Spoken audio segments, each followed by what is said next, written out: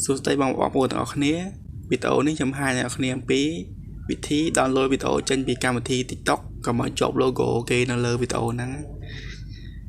បើបងប្អូន download ធម្មតាគឺបងប្អូន download បែបនេះចុច like share មកហើយយើងចុច like download ពេល download បែបហ្នឹងគឺវាអត់ល្អទេយើង download ទៅគឺជាប់ logo គេនៅលើហ្នឹងអញ្ចឹងពេលហើយនៅវីដេអូនេះខ្ញុំហាញអ្នកពី download ក៏មកជាប់ logo แล้วបងប្អូនចូលមកកាន់កម្មវិធី TikTok មកបងប្អូនស្គាល់វីដេអូមួយដែលបងប្អូនចង់ download មកឧទាហរណ៍ខ្ញុំចង់បាន download វីដេអូមួយហ្នឹងហើយចូលមក like share នេះមក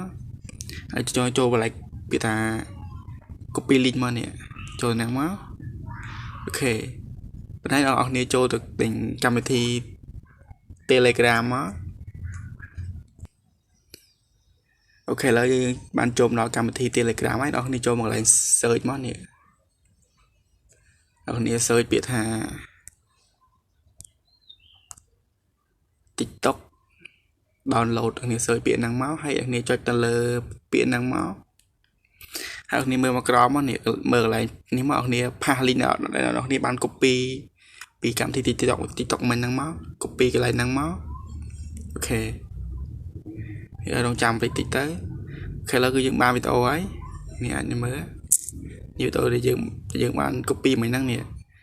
ហើយនេះចូលមកកន្លែងសញ្ញា T3 នេះមកហើយចូលកន្លែង download មកគឺរៀបរាល់ហើយវិធីយើងបានវីដេអូដែលមួយដែលស្អាតអត់មានជាប់ logo នៅលើហ្នឹងទេ